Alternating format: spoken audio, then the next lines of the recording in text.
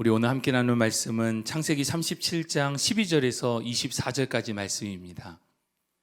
창세기 37장 우리 12절에서 24절까지 말씀을 우리 한 절씩 교독하고 마지막 절은 합독하도록 하겠습니다.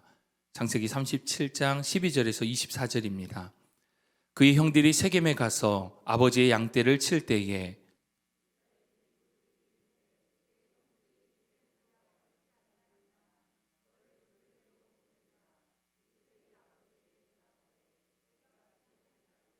이스라엘이 그에게 이르되 가서 내 형들과 양떼가 다 잘 있는지를 보고 돌아와 내게 말하라 하고 그를 헤브론 골짜기에서 보내니 그가 세겜으로 가니라.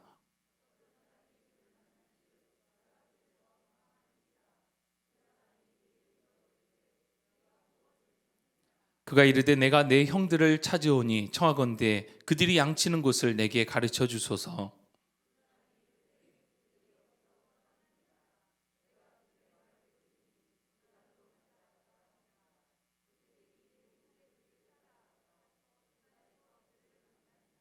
요셉이 그들에게 가까이 오기 전에 그들이 요셉을 멀리서 보고 죽이기를 꾀하여 자 그를 죽여 한 구덩이에 던지고 우리가 말하기를 악한 짐승이 그를 잡아먹었다 하자 그의 꿈이 어떻게 되는지를 우리가 볼 것이니라 하는지라.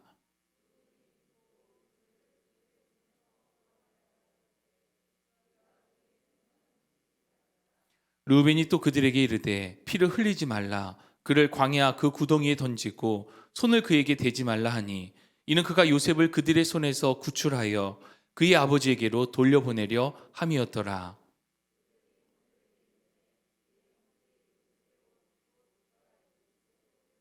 함께 읽겠습니다. 그를 잡아 구덩이에 던지니 그 구덩이는 빈 것이라 그 속에 물이 없었더라. 아멘. 반드시 이루어지는 하나님의 섭리 특별새벽기도의 3일차입니다. 여러분 누가복음 6장 45절 말씀을 보면 선한 사람은 마음에 쌓은 선에서 선한 것을 내고 악한 사람은 그 쌓은 악에서 악을 내나니 이는 마음에 가득한 것을 입으로 말함이니라 라고 말씀해 주고 있습니다. 이 말씀은 우리의 마음 가운데 무엇이 있느냐가 너무 중요하다는 것입니다. 내 마음 가운데 채워져 있는 것이 불쑥불쑥 그것이 입 밖으로 우리들의 삶을 통해서 행동을 통하여서 나오게 된다라는 것입니다. 여러분 화를 잘 내는 사람은 보통 그 마음 가운데 화가 많습니다. 그래서 외부에서 어떤 자극이 탁 가해지게 되면 자동적으로 반응하게 되는 게 화를 내는 것입니다. 근심과 걱정이 많은 사람들은 어떻습니까?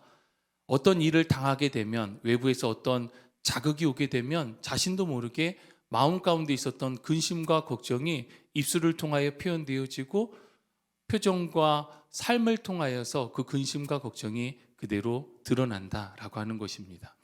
여기 보이는 물컵 안에 물이 있는데 평상시에는 아무 문제가 없어 보입니다. 그런데 외부에서 자극이 주어지게 되면 이 안에 있던 것들이 흘러 넘치게 되어지는 것처럼 누가복음 6장 45절 말씀이 바로 그 말씀입니다. 좋은 사람과 나쁜 사람은 그 마음 가운데 어떤 마음을 품고 있느냐. 선한 마음을 품고 있는 자는 선한 마음을 입술을 통하여서 내게 될 것이다. 악한 마음을 품고 있는 자는 악한 자인데 그 마음 가운데 품고 있는 악한 것이 그의 입술로 나오기 때문이다 라고 말씀해 주고 있습니다. 주 안에 사랑하는 여러분, 여러분들은 외부에서 자극이 주어질 때 어떻게 반응하고 표현되어지고 있습니까? 이것을 간단하게 두 가지로만 나눠서 살펴보면 나의 반응은 긍정적인 반응이 나오는가 아니면 부정적인 반응이 나타나고 있는가를 우리 자신의 모습을 돌아봐야 한다라고 하는 것입니다. 그것이 지금 내 마음의 상태이고 그것이 지금 현재의 나의 정체성이다라고 표현할 수 있습니다. 만일 우리의 마음 가운데 미움이 가득하다라고 한다면 그 미움은 공격적인 형태로 나타나게 될 것입니다. 우리 요한일서 3장 15절 말씀을 보면 그 형제를 미워하는 자마다 살인하는 자다라고 하는 말씀이 있습니다. 실제로 오늘 본문에 요셉을 향하여서 미움을 더한 형제들의 반응이 어떻게 나타납니까? 요셉을 죽이겠다라고 하는 반응으로 나타나는 것을 볼 수가 있습니다. 여러분, 야곱과 그의 아들들의 주된 일은 목축업이었습니다. 양떼들에게 좋은 풀, 마실 물들을 제공하기 위해서 양떼들을 이끌고 그들은 푸른 초원을 찾아서 따라서 이동을 하며 양들을 먹이게 됩니다. 야곱의 아들들, 그러니까 11번째 아들 요셉, 12번째 아들 베냐민을 제외한 10명의 형들이 양떼를 이끌고 초원을 따라서 이동하였는데, 오늘 본문 12절 말씀을 보니까 그들의 목적지가 세겜이었다라고 말씀하고 있습니다. 세겜은 지난 2년 전에 우리 창세기 34장에 디나가 어려움을 당하였던 그 지역이 바로 세겜입니다. 야곱의 가족들이 머물고 있었던 지역은 그보다 아래 지역인 헤브론 지역인데, 이 헤브론에서 세겜까지는 북쪽으로 약 80km 정도 떨어진 지점입니다. 그들이 세겜으로 이동한 이유는 세겜에 대해서 그들이 지나왔기 때문에 세겜이 어떠한 지역인지 잘 알고 있었기 때문입니다. 우리가 앞서 살펴보았지만 세겜 땅은 기름진 땅이고 물도 풍부한 땅이었습니다. 실제로 야곱이 세겜 땅을 사서 장기적으로 거주할 생각이 있었을 정도로 세겜 땅은 비옥한 땅이었습니다.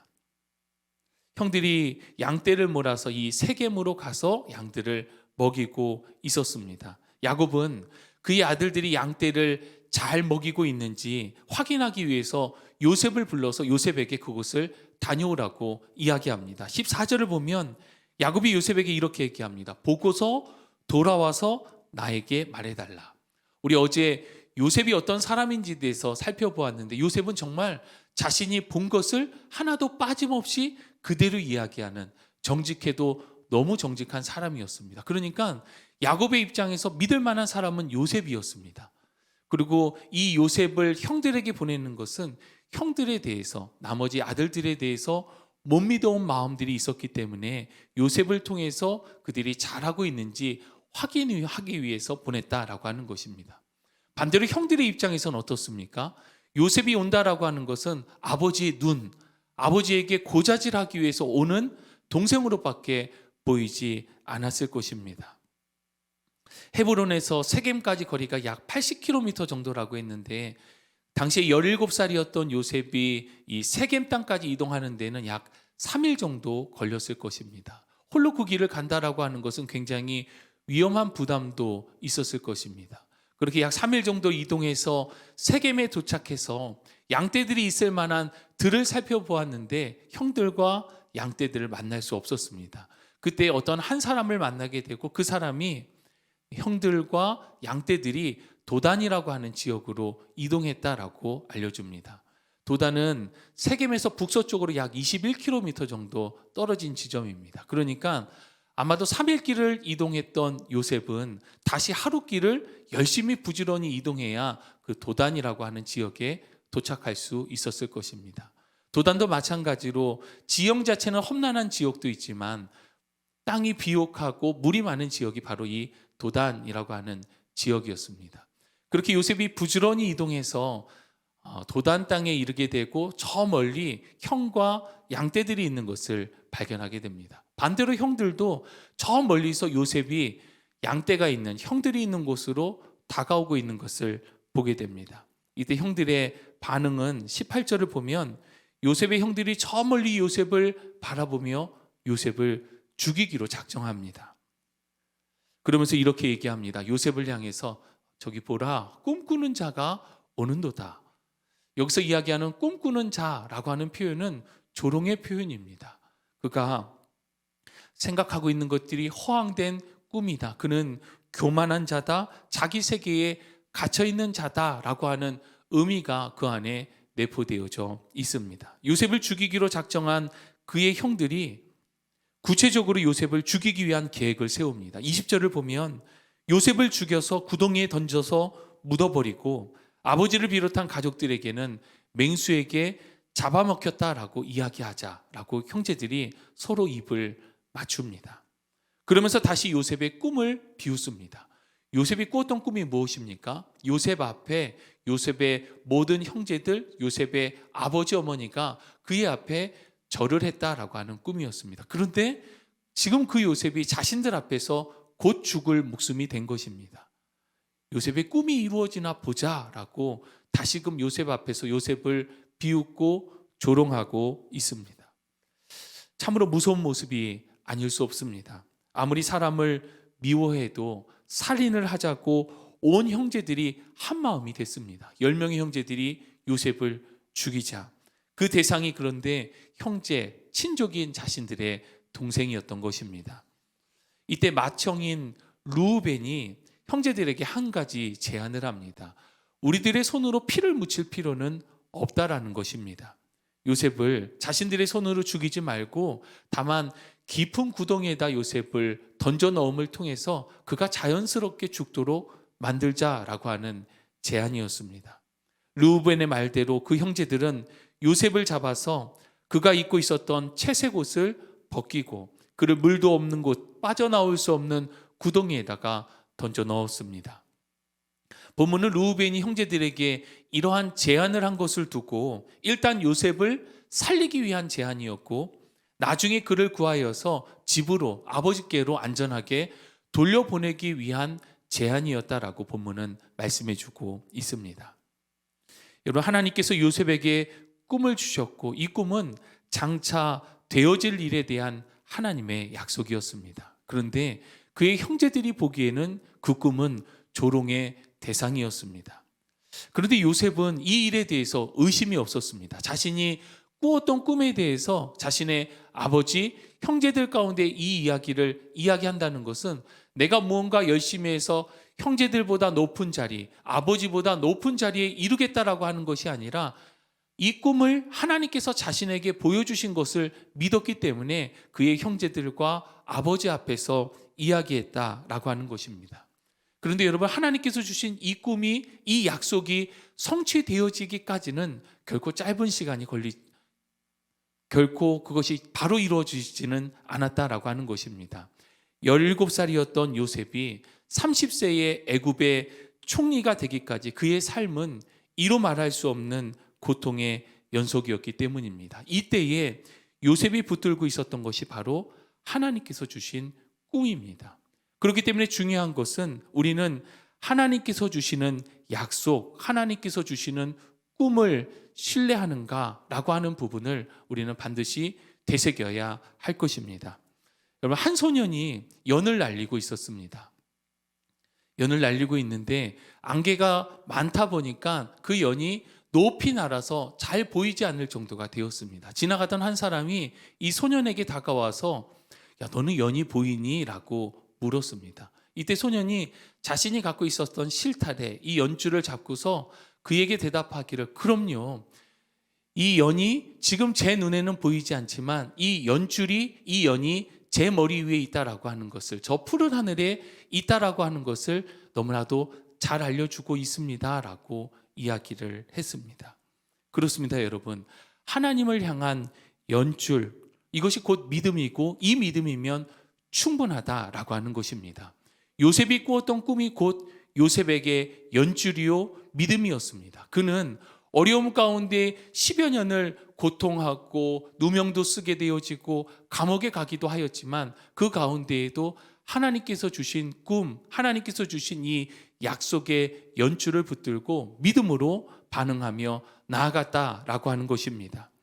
고 옥하는 목사님의 저서 가운데 고통에는 뜻이 있다라고 하는 책이 있습니다. 책에서 고난은 변장을 하고 찾아오는 하나님의 축복이다라고 하는 메시지가 있습니다. 고난도 하나님께서 주시는 것이고 이 고난을 통하여서 이 고난은 그 사람에게 고통을 주기 위한 목적이 아니라 하나님께서 이 고난을 통하여서 인도하시고 그에게 가장 좋은 것으로 주기 위한 하나님의 인도하심, 하나님의 섭리이다라고 하는 메시지입니다. 그렇습니다, 여러분. 같은 상황, 똑같은 상황에 있다 하더라도 어떤 사람은 그 상황에서 불평과 불만을 이야기하기도 하고 또 어떤 사람은 우리가 이해할 수 없는 상황임에도 불구하고 그의 입술을 통하여서 하나님께 감사를 고백하는 사람도 있습니다. 또 고난이 찾아올 때면 무조건 이 고난을 피해야 한다라고 하는 사람도 있고, 이 고난을 맞서 싸우며 고난을 돌파해 가는 사람도 있습니다. 중요한 것은 하나님의 연주를 붙잡고 있는 사람, 곧 믿음의 사람은 고난 가운데에도 감사하는 사람이다라는 것입니다. 여러분, 감사는 신앙의 표지입니다. 자신의 신앙생활을 돌아보면 성령에 충만할 때에 환경과 상황에 상관이 없습니다. 외부의 자극에도 상관이 없습니다. 성령에 충만한 사람의 입술을 통하여 고백되어지는 것은 어떠한 환경과 상황 가운데에도 감사가 고백되어집니다. 그런데 반대로 우리가 영적으로 다운되어져 있고 우리가 하나님 앞에서 흔들리고 있을 그때에는 어떠한 외부의 자극이 있다 할지라도, 아니 내 삶에 만족할 만한 좋은 것이 있다 할지라도 그것에 만족하지 못하고 우리들의 입술을 통하여 불평과 불만이 계속되어지는 것을 우리는 너무나도 잘 알고 있습니다.